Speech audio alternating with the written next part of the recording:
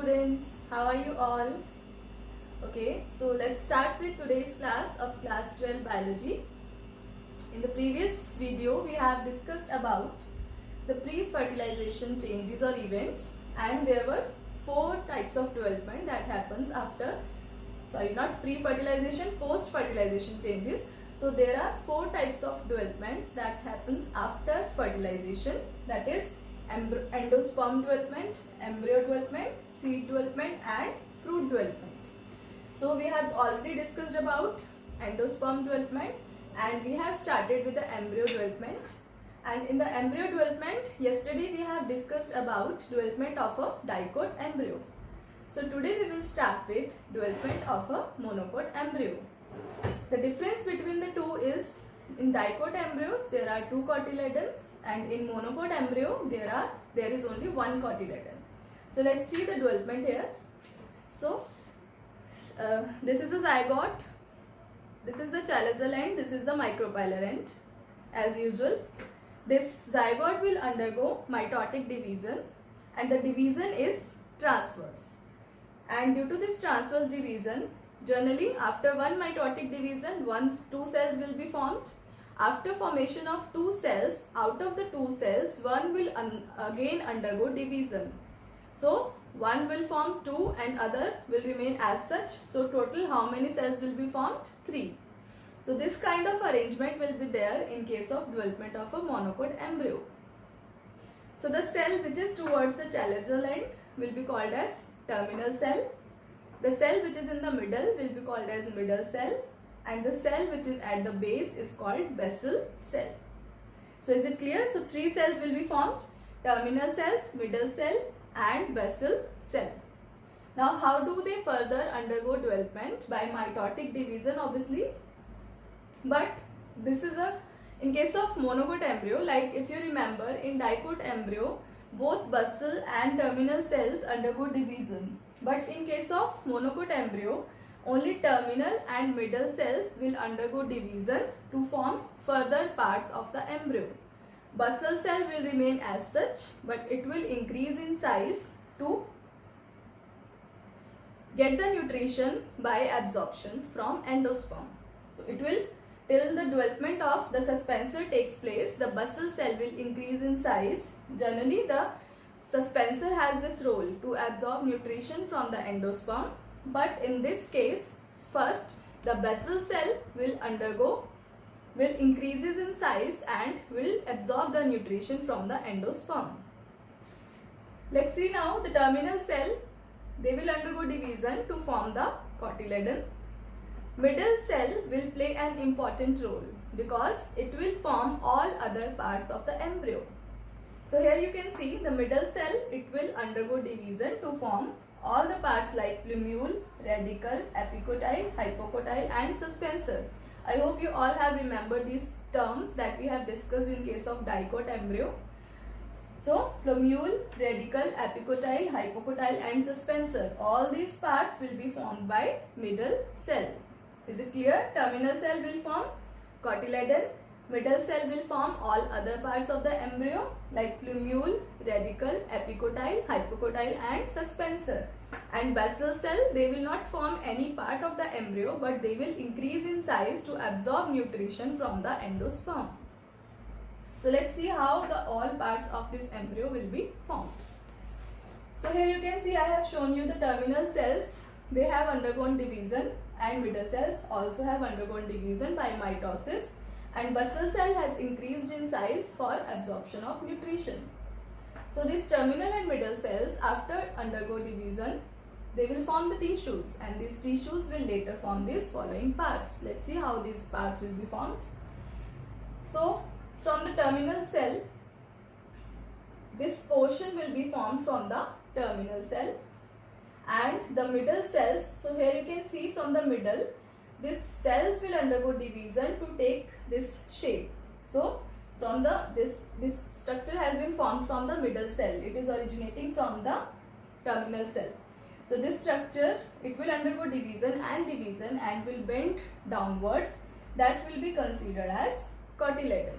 That is called cotyledon. It has been formed from the middle cell. Now if you see the terminal cells, they have undergone division to form such structure. Now what is this structure? Let's see. This shape is called embryonal axis. So this shape is called embryonal axis.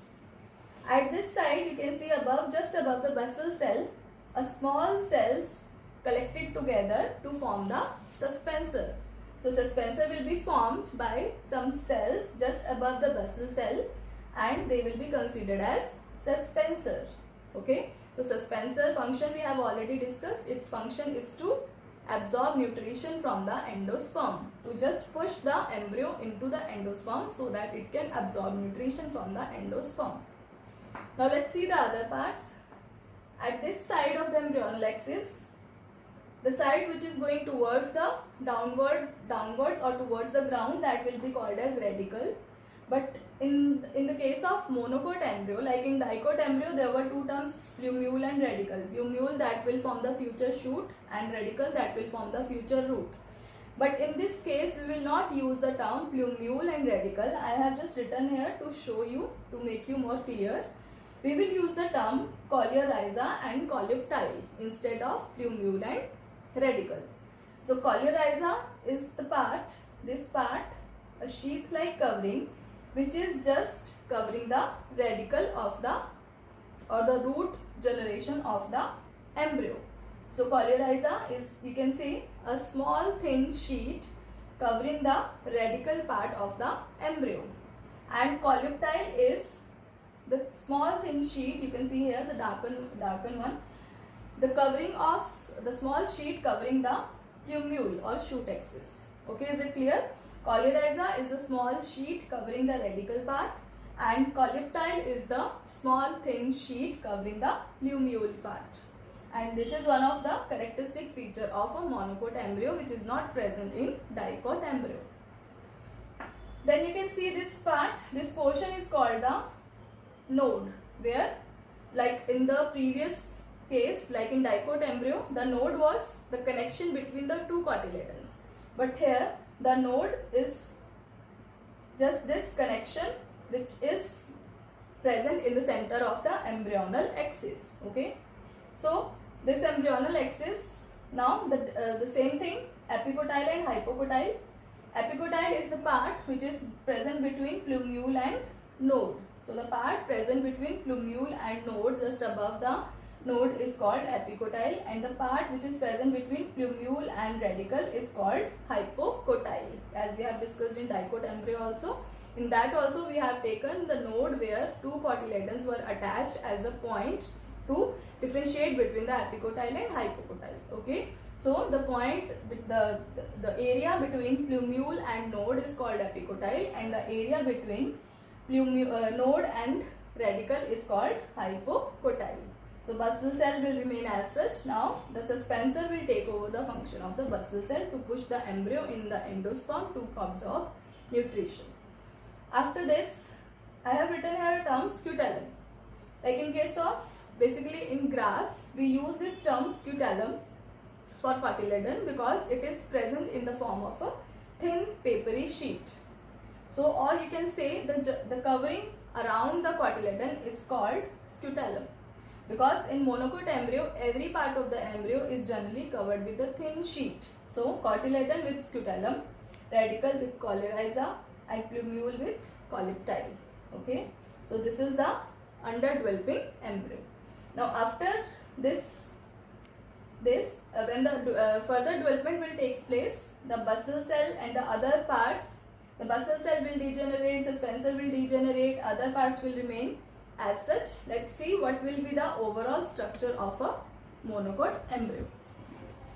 So here you can see the same diagram is given in your NCERT book also. The same diagram has given in your NCERT book also. This is an LS of a monocot embryo which is of grass. So we have shown you the LS of a grass embryo which is a monocot embryo. So here you can see the outer coverings which are thin papery coverings, and inside it there is an embryo. So let's see the various parts. So the inner part, this portion will be called as scutellum in the form of, or you can say the cotyledon. Okay, so scutellum or cotyledon is the same thing in case of grass. This thin papery covering will be called as scutellum, and inside it we have cotyledon. Okay, now this part which is covering the shoot apex will be called as coleoptile. This part covering the shoot apex will be called as coleoptile, as we have seen here. Just above the plumule there was coleoptile. Next is the lower portion. This part is called the radicle, which will later form the root. The covering of the radicle, here you can see this structure, it is called root cap, and the covering of the radical part will be called as coleorhizome. These are the thin papery coverings. Okay, so is it clear? This is the whole structure of a LS of a monocot embryo. And what is the function of a cotyledon? If you will see, cotyledon, as you know, till the development of the embryo, the endosperm will provide nutrition to the developing embryo. So as we have discussed, in case of seeds, some seeds are non-endospermic, without endosperm after embryo development, and some seeds are endospermic. So if the seed is non-endospermic, then from where the embryo will get the nutrition. So the cotyledon will provide the nutrition to the growing embryo. So the main function of cotyledon is to provide the nutrition to the growing embryo, because after the germination of the seed, these cotyledons will come out from the seed in the form of leaf. So till the leaf development, the cotyledon will provide the nourishment or nutrition to the growing embryo. Then this function will be taken over by the leaves by the process of photosynthesis. So this is all about the development of monocot embryo. Till now we have discussed about these two steps. Next we will take up seed and fruit development. The tube cell of the pollen grain elongates to form a pollen tube. The tube nucleus leads the way through the tissue of the style toward the female gametophyte. The two sperm cells travel through the pollen tube and enter the ovule. One sperm fuses with the haploid egg cell to form the zygote. The other sperm unites with the diploid central cell to form a triploid cell that will develop into endosperm.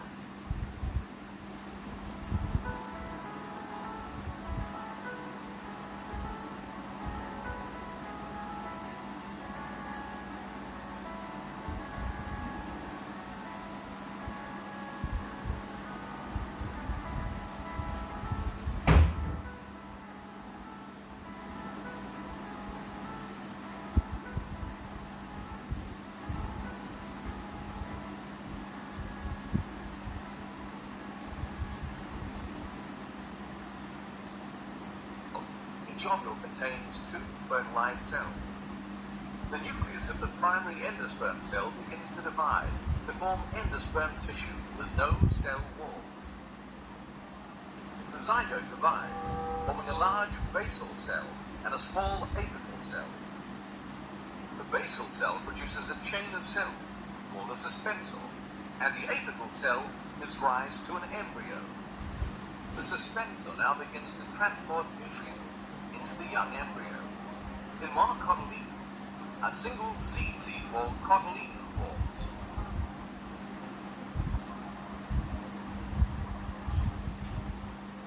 As it enlarges, the embryo also receives nutrients directly from the surrounding endosperm.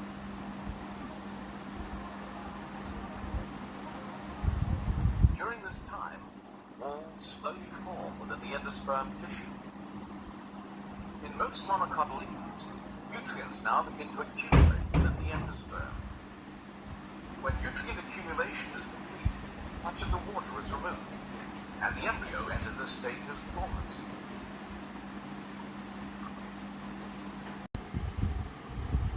In this video, we're going to go over the steps involved in embryogenesis in plants.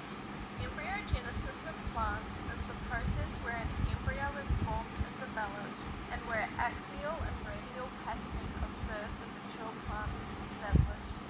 The first step of embryogenesis occurs with the first cell division of the zygote. This cell division is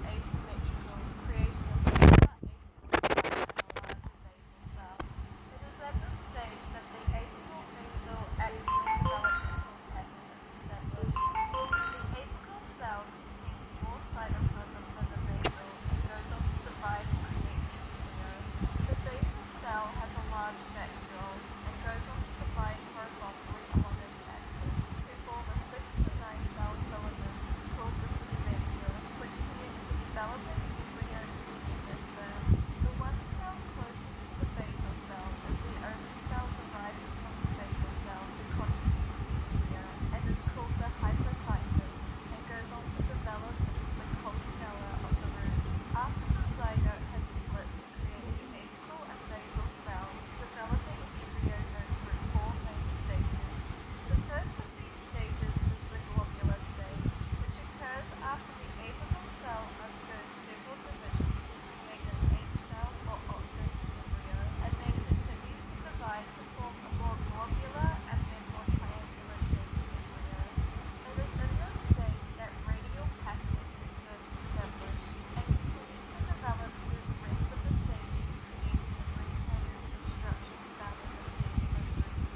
The outermost cells are one layer thick and called the protogerm, and go on to form the epidermis. The next layer of cells in from the protoderm will become the ground tissue meristem, and eventually form the endodermis and the cortex. The central layer of cells are elongated and form the procambium, and go on to become the vascular tissues and the pericycle of the root.